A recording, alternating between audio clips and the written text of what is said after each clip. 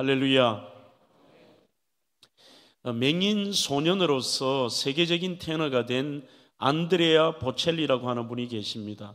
이분은 우리에게 인생의 참 의미가 무엇인가를 삶을 통해 보여준 분인데, 어릴 때 원래 이분은 축구와 음악을 참 좋아했습니다.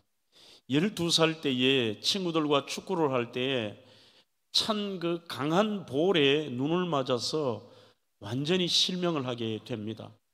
인생의 캄캄한 절망의 터널을 지나가고 있는데 그 엄청난 좌절감 속에서도 포기를 하지 않고 피사 대학교의 법학과에 진학을 하고 그곳에서 박사학위까지 받습니다. 또한 이탈리아의 변호사가 됩니다. 하지만 그때 이후로 그의 인생이 환한 빛이 있는 인생은 아니었습니다. 사랑하는 여인에게 배신을 당합니다. 또 믿었던 사람에게 또한 배신을 당하고 삶의 고통과 신체적인 장애와 특히 불투명한 미래에 낙심하고 절망할 수밖에 없었습니다. 하지만 그에게는 정말 어릴 때부터 어머니가 가졌던 신앙과 자기 속에 찾아오신 주님을 붙들었습니다. 어릴 때부터 좋아하던 음악을 하겠다고 결심을 하고 산타 세칠리아 국립음악원에 입학을 해서 당시에 세계 최고의 테너였던 프랑코 코넬리라고 하는 분의 사사를 받습니다. 그때 이후로 그는 점점 그의 삶의 영역을 넓히면서 앞을 보지 못하는 분이 혼자 서서 노래를 하실 수 있겠습니다만 심지어 사람들과 연기를 하고 동작을 맞춰야 되는 오페라까지도 도전을 하고 오페라 라뱀도 하기도 하면서 철두철미한 피나는 연습을 통해서 몇 초 뒤에 이런 동작이 나와야 된다. 그리고 이것 다음에는 이것이 있다라는 것을 수십 번 연습하며 완벽하게 오페라의 공연까지도 마쳤던 분입니다. 지금도 그는 68세로서 여전히 전설적인 테너로 남아 있습니다. 제가 유학 중에 우리 장로님 윤아브람이라는 장로님 댁에서 한참 저도 어리고 이분도 나이가 젊을 때에 이분이 주기도문과 노래를 하는 장면을 보았는데 참 충격적이었습니다. 그 소리 자체가 대단히 영적이었고 감동적이었습니다. 그리고 잊어버리고 한국에 와서 서점에 갔는데 어느 날인가 이분에 대한 책을 보게 된 것입니다.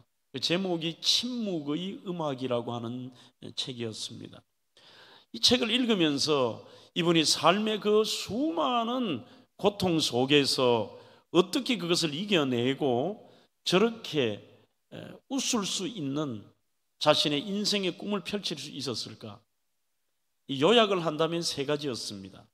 첫 번째는 역시 영원한 하늘과 천국 소망이었습니다.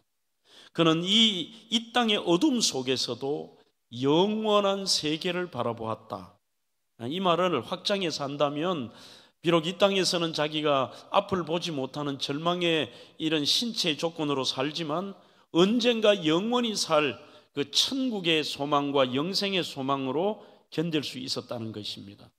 두 번째는 그는 암울한 현실 속에서도 하나님이 나와 함께 하신다면 나에게는 여전히 희망이 있다라고 하는 희망을 꺾지 않았습니다.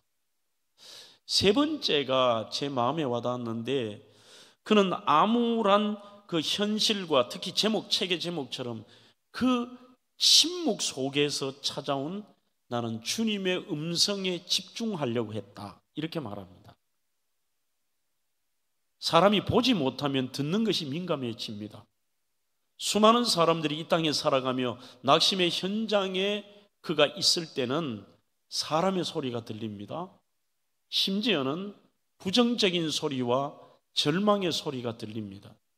하지만 최소한 이 안드레아 보첼리는 하나님의 소리를 들으려고 하나님의 뜻과 그분의 음성에 집중했다는 것이 결국은 이분의 인생을 이렇게 살 수 있었지 않았나 생각이 듭니다. 닥터 그리피스라고 하는 분은 이렇게 말합니다. 깊은 절망과 문제에 놓인 인생은 마치 고무풍선에 바람이 빠져 쭈글쭈글한 상태와 같다는 것입니다. 그러면 이게 무슨 말이냐? 아무리 고무풍선이 그 쭈글쭈글해서 나 이렇게 할 수 없잖아, 이제 다시 팽팽해져야지, 자신의 의지와 생각과 노력만으로 절대로 할 수가 없고 헤쳐나갈 수 없다는 겁니다. 그게 바로 쭈글쭈글한 고무풍선과 같은 인생이다. 누군가 바람을 넣어주어야 된다. 그래야 그 쭈글쭈글한 고무풍선이 팽팽해지듯이 인간에게 진정한 회복의 바람을 부실 분은 전능하신 하나님밖에 없습니다. 그런데 그 주님께서는 오늘 설교의 제목처럼 늘 우리에게 그 어떤 모습 속에서도 은혜를 베푸시는데, 이 은혜는 도저히 내 능력과 의지로는 어찌할 수 없는 인생에게 주님이 능력의 바람을 부어주시고 다시 그 인생을 회복시키시는, 이것을 우리는 은혜라고 이야기를 합니다. 사랑하는 성도 여러분, 여러분들이 생각하시는, 아마 교회에 다니면서 신앙생활을 하며 가장 많이 듣는 단어 중에 하나가 은혜라는 단어일 것입니다. 구약에는 헤세드라는 이 은혜라는 단어가 다양하게 번역을 합니다. 어떨 때는 헤세드가 사랑으로 번역이 될 때가 있고, 어떨 때는 자비로 번역이 되고, 어떨 때는 인내로 번역이 되고, 어떨 때는 오늘 제목처럼 은혜로 번역이 되는 것이 헤세드입니다. 그만큼 하나님이 우리에게 베푸시는 은혜는 크고 넓고 광범위하다는 것이죠. 조금 전에 제가 인용한 이 닥터 그리피스라고 하는 분이 이렇게 세 가지 정의를 하고, 오늘 그의 정의에서 설교의 제목을 한번 따와 봤습니다. 도대체 성도에게 은혜란 무엇인가? 여러분들의 마음속에 한번 생각해 보시죠. 여러분들이 생각하는 하나님의 은혜는 무엇입니까? 그는 첫째 은혜는 이렇게 정의합니다. 모든 사람이 우리를 나쁘다고 하는데 주님은 괜찮다고 말씀해 주시는 것, 그게 은혜래요. 상황이나 형편이나 우리의 기질이나 모든 것, 지금 상황이 나빠, 더 나아가서 지금 너 나빠, 이런 부정적인 수많은 것들이 전부 나쁘다고 하지만 하나님이 우리에게 괜찮다고 말씀해 주시는 것. 두 번째, 남들은 다 우리를 떠나는데 주님은 오히려 우리를 찾아오셔서 너 괜찮아라고 말씀해 주시는 것, 그것이 은혜입니다. 전부 다 떠났습니다. 의지할 대상도 없습니다. 외롭고 힘든 그 처절한 상황 속에 주님만은 이 안드레아 보첼리에게 찾아오셨던 것처럼 찾아오셔서 너 괜찮아. 세 번째 은혜란 무엇인가? 모든 것이 연약하고 부족하고 보잘것없고 절망이어도 오히려 그 절망의 상황에서도 주님은 내가 있으니 너 괜찮아라고 말씀해 주시는 것, 그것이 은혜라는 것입니다. 오늘 본문에 저는 이 사사기의 기도원 사건을 통해서 여러분들과 함께 이 주님의 은혜를 생각하려고 합니다. 여러분, 사사기를 보시면 이 사사기는 처음부터 끝까지 한 패턴으로 이루어져 있습니다.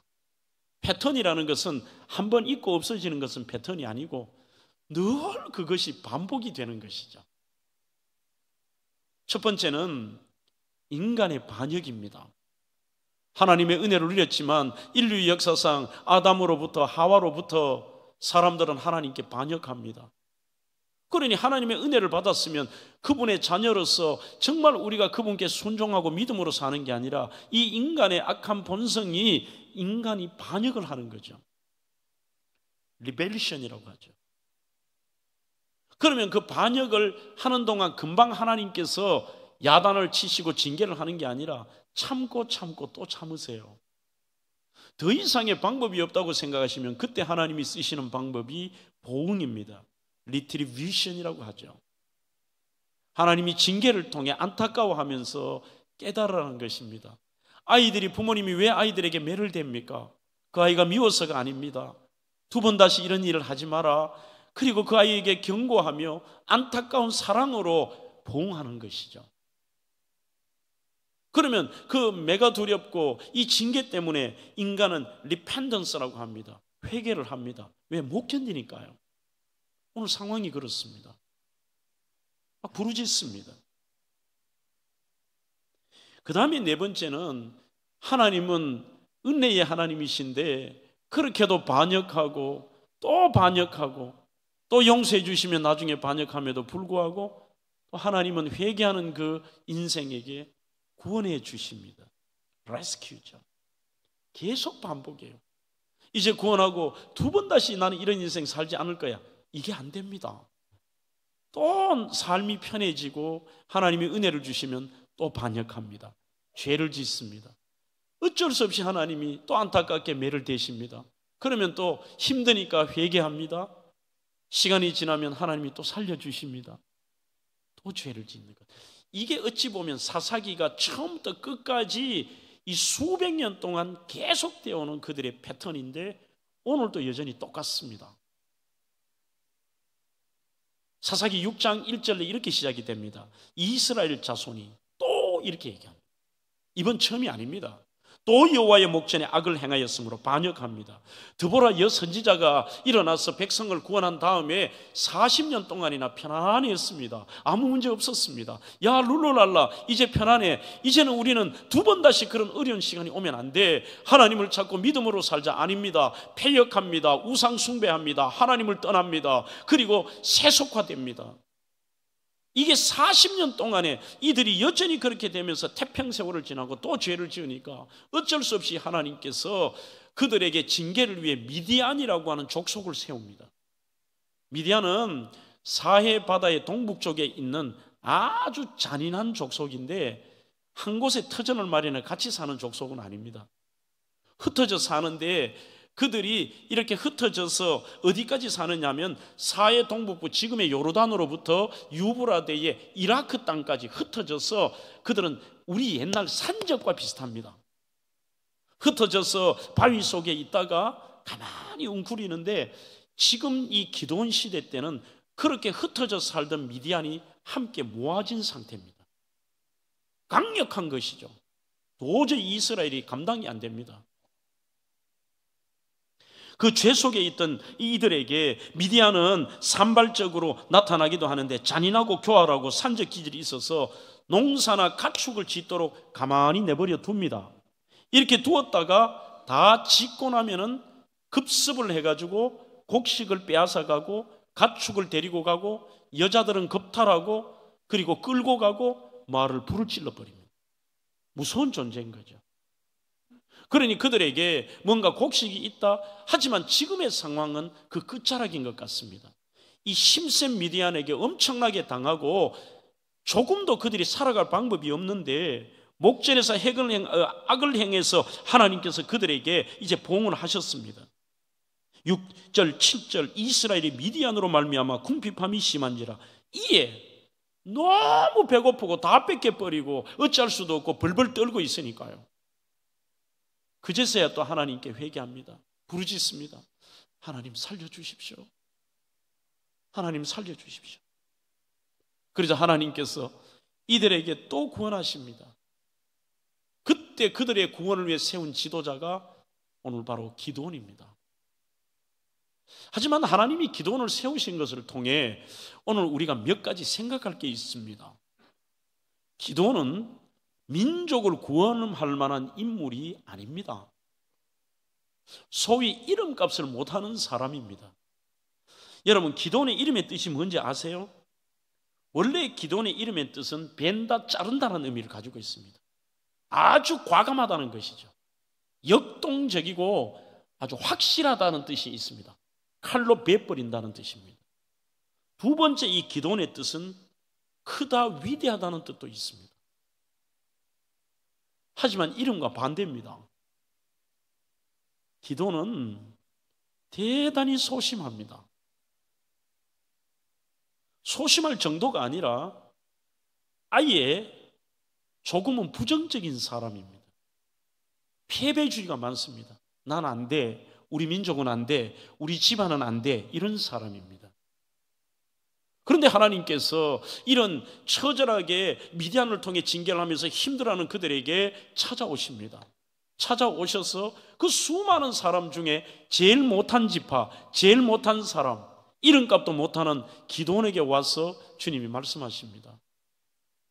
큰 용사야, 네가 서서 네 민족을 구원해야 돼.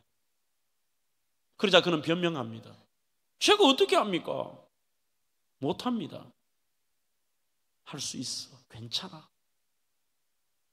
내가 너와 함께 하마.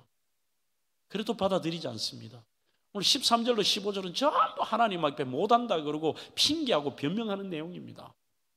그렇지만 여전히 하나님은 포기하지 않으시고 그를 들어 쓰셔서 기드온의 300용사, 우리는 그것만 들어서 기드온은 장군이야, 기드온은 능력 있는 사람이니까 하나님이 세워서 이스라엘 백성 살렸구나. 아닙니다.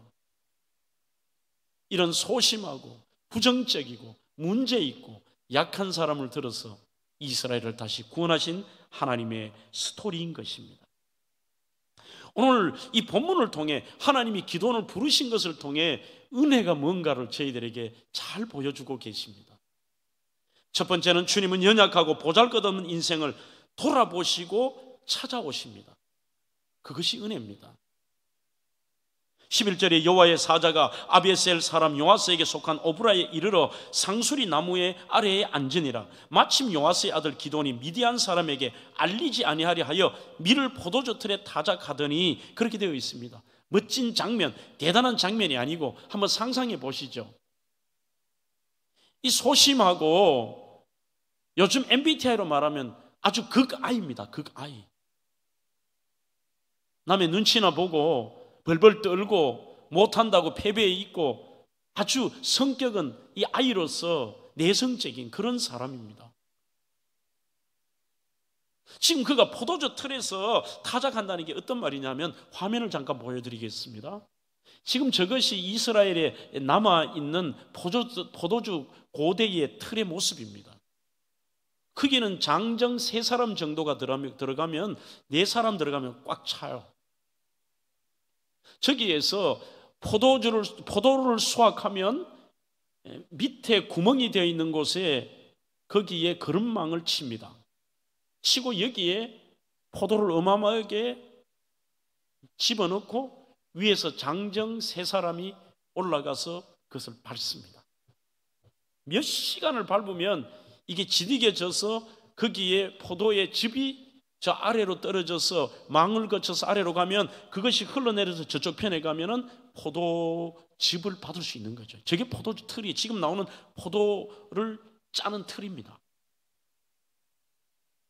여기에서 지금 여호와의 사자가 나타났을 때에 뭐 하고 있느냐 하면, 궁핍하고 먹을 게 없는데 걸리면 뺏길 것 같으니까 이 참 약하고 소심한 사람이 저기에서 웅크리고 미디안인들이 혹시나 볼까 싶어서 저기에서 몰래 밀타작을 하고 있는 거죠.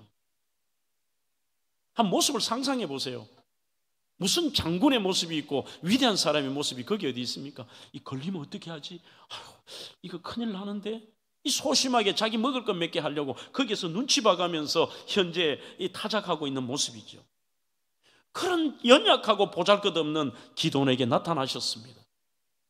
물론 여기에서 나타나신 여호와의 사자라고 되어 있습니다만, 원문에 보시면 영어로 따지면 정관사가 있느냐 없느냐 차이가 있습니다.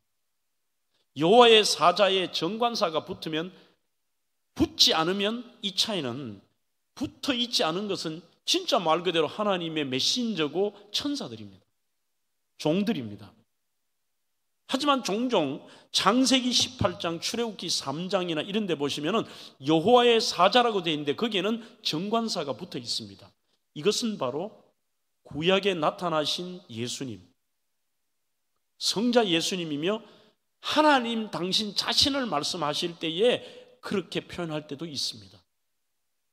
하나님은 형상을 가지고 계신 분이 아니시잖아요. 하나님은 영이시니, 그러나 인간에게 나타나실 때는 때로 이 여호와의 사자의 모습으로 나타나시는 것이죠. 지금 여기는 정관사가 있습니다. 친히 하나님이 기드온에게 나타나신 것입니다. 14절에 여호와께서 그를 향하여 이르시되 여호와께서 그를 돌아보아 가라사대라고 되어 있습니다. 와이펜 엘라 이후 여호와, 방향을 그에게로 향했다 이 뜻입니다. 하나님께서 이렇게 지켜보시는데 주님은 연약하고 보잘것없고 지금 서글픈 인생 기도를 향하여 하나님이 그 방향을 그를 향하여 향했었다는 것이죠. 기도는 포도주 틀에서 밀을 타작하며 그 안에서 몇 줌 되지 않은 밀을 찢고 있습니다. 폼도 안 납니다. 이름값도 못합니다. 의기소침합니다. 가족과 본인도 늘 미디안에 대한 두려움과 공포가 있습니다. 경제적으로도 끼니 떼걱정을 해야 됩니다. 지금 형편이 말이 아닙니다. 그런 연약한 사람, 보잘것없는 사람에게 오셔서 주님이 말씀하시는 것은 너무 크세요. 14절입니다. 이스라엘을 미디안의 손에서 구원하라. 내가 너를 보낸 게 아니냐. 기도나 큰 용사야, 너가 이스라엘 이제 구원해라. 백성들이 앞에 보니 괴로워서 하나님께 소리 질렀다 되어 있습니다. 내가 백성들의 소리를 듣고 또 마음을 돌이킨다. 너 백성 구원해라. 그러나 그의 답은 15절부터 변명입니다. 하나님 앞에 이렇게 말합니다. 기도원이 그에게 대답하되 오 주여, 내가 무엇으로 이스라엘을 구원하리까? 보소서, 나의 집은 므낫세 중에 제일 약하고 나는 내 아버지 집 중에서도 내가 제일 작습니다. 내가 제일 보잘것없습니다. 그런데 내가 뭘 하냐는 거예요. 상처도 있고 두려움도 있고 상황도 좋지 않고 출신도 안 좋고 배경도 안 좋고 지금의 자기 또래 중엔 제일 못하고 어찌 보면 솔직한 인식인지도 몰라요. 그런데 하나님의 대답은 오늘 설교의 제목입니다. 네가 약해도 괜찮다. 네가 무능해도 괜찮다. 오늘 저의 스토리는 기도원의 스토리가 아닙니다. 하나님의 여전히 하나님의 스토리입니다. 하나님은 직접 말씀하시지 않지만 그 뒤편에는 전부 내가 있습니다. 너는 약하지만 나는 강하잖아. 괜찮다. 제프 루카스의 기도라는 책에서 이렇게 말합니다. 하나님은 엄청난 사역을 일으키기 위해 준비된 영웅을 따로 부르시지 않습니다. 적임자가 될 수 없고 몸을 떠는 약한 자를 용감한 영혼으로 하나님이 변화시키시고 하나님이 함께 하심으로 그 사람을 하나님이 들어 쓰신다는 것입니다. 여러분들, 이 원칙은 여러분들의 삶뿐만이 아니라 자녀들에게도 다 똑같습니다. 절대로 여러분들의 자녀가 소심하고 무능하고 공부도 못하고 머리도 나쁘고 친구도 없고 문제 있는 것처럼 보여도요, 우리에게는 은혜라는 단어가 있습니다. 하나님이 똑같이 얘기하시는데 우리가 그렇게 변명하고 우리가 판단합니다. 쟤는 안 됩니다. 저는 안 됩니다. 대단히 겸손한 것처럼 보이고 현실 인식이 정확한 것처럼 보이지만 믿음의 생활을 한다고 하면서 하나님이 없는 거예요. 하나님이 여전히 오늘 기도원에게도 그 연약하고 소심하고 조금 전에 보여드렸던 그 포도주 틀에서 쪼그리고 눈치 봐가면서 하는 그 애를 보고 하는 말이 큰 용사야. 주님, 나 못합니다. 우리 집안 므낫세가 어떤지 아시잖아요. 그리고 제가 지금 어떤 존재인가 아시잖아요. 괜찮다. 괜찮다. 오늘 여러분들에게도 그 음성을 듣기를 축원합니다.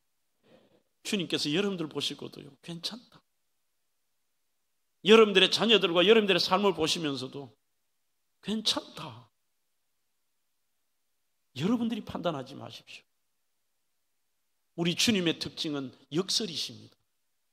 내가 연약할수록 그 수많은 지파 중에서도 유다 지파도 아닙니다. 마지라고 루벤 지파도 아닙니다. 문제 있었던 므낫세 지파입니다. 그 중에서도 소심한 사람입니다. 변명과 핑계와 실패주의에 있었던 그에게 찾아왔어. 괜찮다. 내가 연약할수록 더욱 귀히 여기사. 역설이죠. 나는 연약하면 연약할수록 더 귀히 여기사 높은 보좌 위에서 낮은 나를, 와야르라는 동사를 씁니다. 보시네. 와야르는 그냥 보는 게 아닙니다.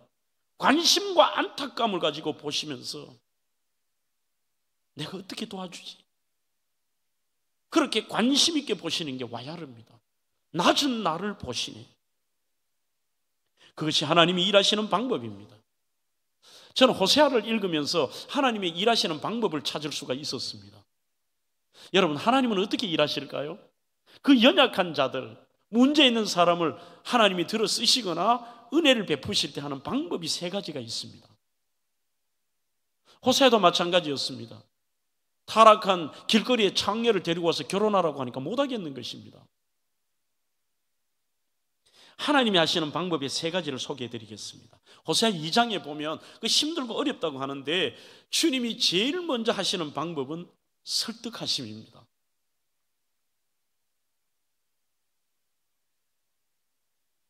무조건 막무가내로 하시는 게 아닙니다. 우리가 안드레아 보찰리처럼 하나님께 집중만 한다면 하나님의 설득하심을 느낍니다. 대다수는 그 하나님의 설득하심을 듣지 않으려고 하죠. 호세아 2장 14절에 그러므로 보라 내가 그를 타일러 이렇게 되어 있습니다. 이 타이른다는 말 자체가 이게 원문에는 설득한다라고 되어 있습니다. 하나님이 호세아를 또 설득하고 또 설득하고, 하나님은 일방적으로 하실 수 있는 분입니다. 여러분, 좌절과 절망 속에 있고 자격이 없는 사람에게 저는 성경에서 제일 강한 단어를 하나 뽑으라고 하면은 여러분들 듣기도 그렇지 않습니까? 피투성이 어떠세요, 느낌이? 이게 에스겔 16장 6절에 나옵니다. 얘야, 너는 피투성이라도 살아라. 하나님의 설득인 거예요. 끝까지 피투성이라도 살아라. 포기하지 말아라. 전부 오늘의 스토리는 하나님이 계신다는 뜻입니다. 내가 너의 뒤에 있다는 것입니다. 내가 너와 함께 한다는 것입니다. 오늘 저는 이 메시지를 여러분들에게 드리고 싶습니다. 여러분들의 육신에 문제가 생겨서 암의 말기가 되었든지 세상의 의사가 사형 선고를 내렸든지 여러분들의 지금 삶이 완전히 깨뜨려져서 더 이상의 회복 불가능하다든지 그 어떤 모습이라도 주님은 절대로 여러분들에게 은혜의 말씀이 괜찮다라고 말씀하시는 이유는 이거예요. 먼저 설득하세요. 피투성이라도 살아라. 내가 아직 끝을 내지 않았다. 피투성이라도 살아라. 우리를 설득하십니다. 우리는 그 음성을 들어야 됩니다. 두 번째 하나님이 하시는 방법은 위로하심입니다. 호세아 2장 14절 그러므로 보라 내가 그를 타이르고 그리고 거친 들로 데리고 가서 그를 위로하고라고 되어 있습니다. 영어 성경에는 speak to her heart라고 되어 있습니다. 우리 주님이 심장에 대고 얘기한다는 겁니다. 낙심과 환난 속의 탄식, 그러나 하나님은 긍휼히 여기시고 우리의 가슴 속 깊이 위로하십니다. 그 어떤 모습에 우리 자체를 하나님은 이해가 안 되지만 소중하게 생각하시는 것 같아요. 그러니 이게 가능한 거예요. 위로하심. 노무나 목사처럼 캬바레에서 온갖 타락한 생활과 거기서 색스폰을 연주하면서 상상할 수 없는 그런 짓을 할 때 주님 나타나셔서 했던 방법이 마찬가지입니다. 그를 설득하십니다. 네가 지금 이런 인생을 살아도 포기하지 말아라. 그의 자전적인 찬양이죠. 나 어느 날 괴로워서 하나님이 설득하니까 눈물로서 아래일 때 주님께서 나의 마음 아시고 야단치시는 게 아니라 위로하여 주셨네. 갈 길 몰라 방황할 때 들려오는 주의 음성, 또 위로입니다. 나를 사랑한다는 그 말씀 기쁨 되어 용기 주네. 이게 지금 호세아에게도 지금 기드온에게도 똑같으세요. 그렇게 지금 기드온이 나 못해요, 이래요, 저래요, 지금 이렇잖아요. 그 속에는 하나님에 대한 원망도 있습니다. 오늘 본문에 보십시오. 그렇게 얘기합니다. 아니 하나님 우리 사랑하신다면서요. 이렇게 말합니다. 자 주님 내가 어떻게 구원합니까? 여기서 끝나지 않습니다. 아니 주님 우리와 함께 계신다면 어떻게 이런 일이 일어납니까? 하나님 함께 계시는데 왜 미디안이 이렇게 우리를 침공하고 하나님이 계시는데 왜 이리 힘듭니까? 막 반항해요. 그러나 여전히 하나님을 설득하세요. 그리고 그를 위로하세요. 그래도 기도하나 괜찮다.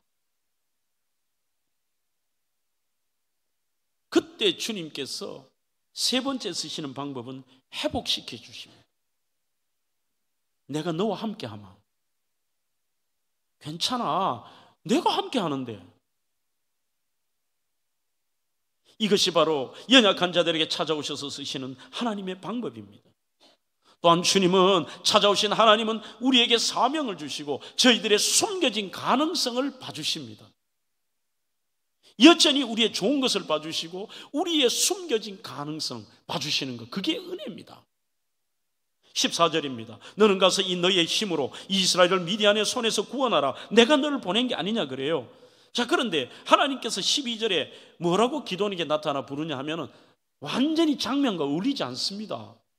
지금 쪼그려 앉아서 서글프게 이렇게 보나 안 보나 하고 소심하게 하는 그에게 부르는 주님의 음성은 큰 용사여 이렇게 부르십니다. 큰 용사여. 이 대단한 소리죠. Mighty warrior. 능력의 전사야. 힘센 전사야. 심지어 이 Mighty warrior. 너 영웅이야. 강력한 전사야. 이래 부르세요. 왜 그러실까?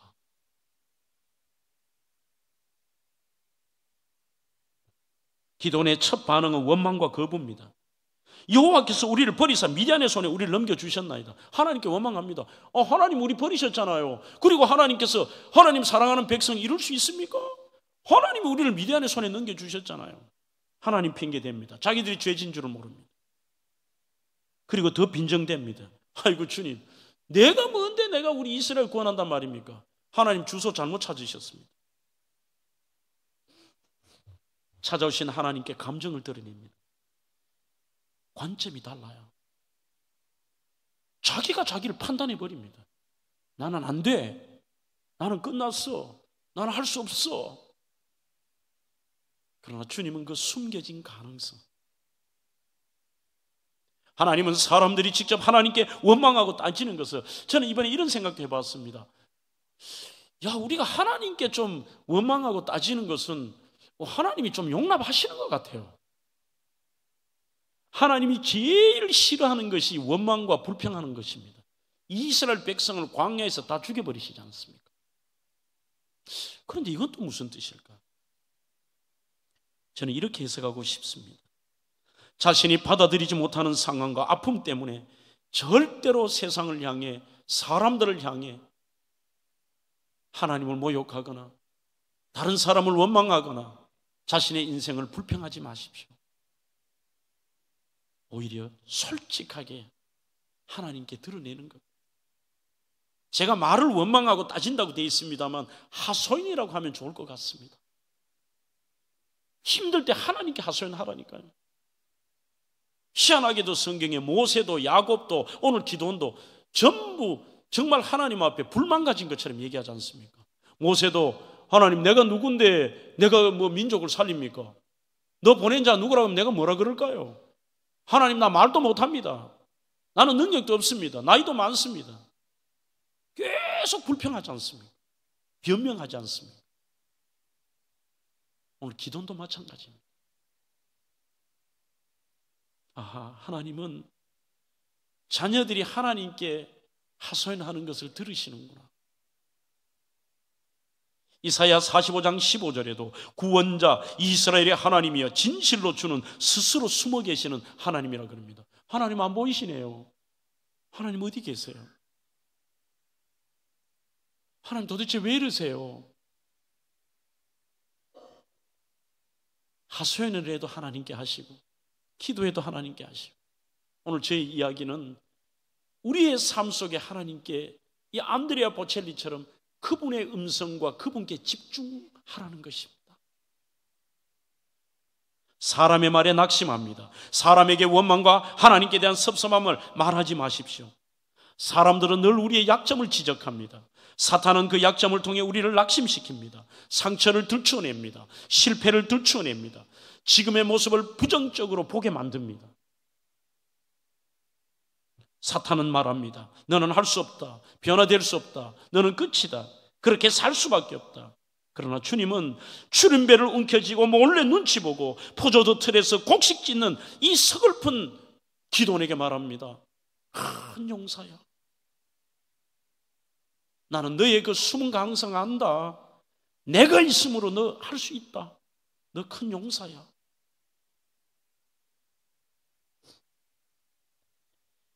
주님은 늘 에베소 2장 10절에 보면 우리의 정체성을 말합니다. 우리는 그가 만드신 바라. 이게 원래 헬라 원문에는 우리는 그의 걸작품이라는 뜻입니다. 늘 주님은 우리를 좋게 봐주세요. 좋게. 그 숨은 것을 보세요. 필립 얀시의 놀라운 하나님의 은혜라는 책에 보면 이런 얘기가 나옵니다. 한 신실한 부부가 알래스카에 사셨는데 밖에나 얼마나 춥습니까?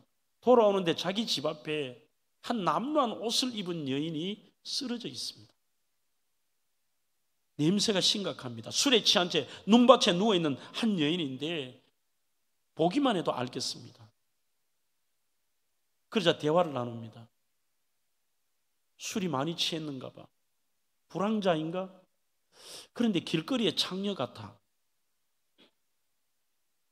그 말은 그냥 보고 지나가겠다는 것이죠. 알래스카의 창녀 맞는 것 같아. 그러자 아내가 이렇게 얘기해요. 평생 창녀는 아니었겠죠. 그전에는 어린아이였겠죠. 어린애라면 대단한 거지. 불황자도 아니고 이 여인을 창녀도 아니고 지금의 그 모습이 아닌 순수했고 깨끗했고 정말 예뻤던 어린아이로 보는 것. 필립 얀시는 이렇게 설명합니다. 그것이 은혜다. 하나님은 우리의 지금의 더러운 모습과 우리의 지금의 형편을 보시는 게 아니라 하나님이 만드신 거룩한 걸작품으로서 우리를 향해서 여전히 우리를 하나님의 걸작품으로 봐주시는 것, 이게 은혜입니다.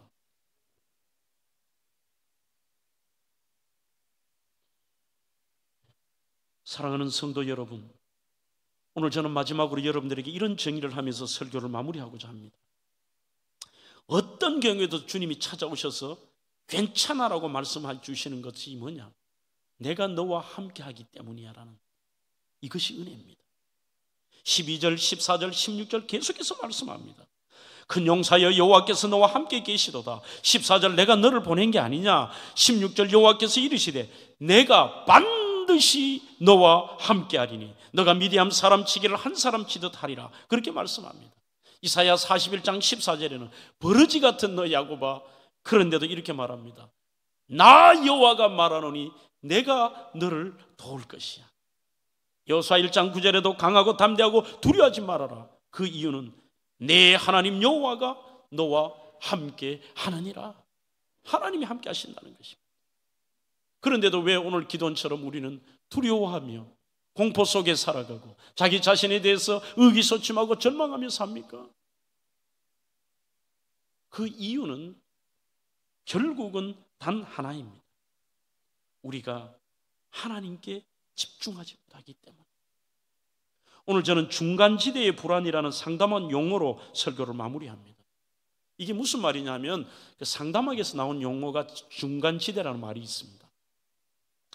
서커스에서 공중 그네를 타는 사람이 다음 줄을 잡기 위해서 자기가 의지하던 줄을 놓고 다음 줄을 잡기 전에 그 짧은 순간을 중간지대라고 얘기합니다. 여기에서 거의 모든 사람이 이 중간지대에 불안이 있다는 거죠. 내가 떨어지지 않을까? 내가 잡을 수 있을까? 저 사람이 내 손을 잡을까? 타이밍이 맞을까? 떨어지면 어떻게 되지? 아무것도 없는 그 순간 찾아오는 두려움. 그런데 기억하십시오. 내가 다음 줄을 잡아야지라고 생각해서 불안하지만 다음 줄 그네 타는 사람이 내 손을 더 간절히 잡습니다. 그 타이밍을 그 사람이 맞춥니다. 우리는 그냥 놓고 믿기만 하고 거기에 집중하면 되고 두려워할 필요가 없는데도 많은 사람이 이 중간지대에 불안이 있는 거예요. 우리보다 하나님이 그 타이밍을 아십니다. 오스힐먼의 말처럼 하나님의 타이밍. 하나님이 그쪽에서 잡을 주셔야 돼요. 약점을 가진 사람도 하나님의 나라를 위해 쓰임받을 수 있습니다. 그 이유는 하나님이 나와 함께 하시기 때문입니다. 폭풍 속의 주님의 캔가이어는 이렇게 정리를 합니다. 글을 한번 띄워보시죠. 이게 오늘 저의 설교의 마지막 문구입니다. 저와 성도 여러분들이 한번 읽어볼까요? 시작. 삶이 내게 무엇을 묻더라도 괜찮아 하시는 하나님을 기억하십시오. 여러분들이 중간지대에 있든지 오늘 미디안의 침공을 받았던 기도원의 모습이든지 그 어떤 경우이든지 오늘 설교의 첫 시작의 안드레아 보첼리와 같이 그 어떤 환경에서도 그 어떤 중간지대에서도 하나님의 음성에 집중하십시오. 그리고 어떤 모습이 있더라도 여러분들에게 내가 너와 함께하니 괜찮아, 괜찮아, 괜찮아. 이 하나님을 기억하십시오. 우리는 할 수 없으되 그분은 하실 수 있습니다.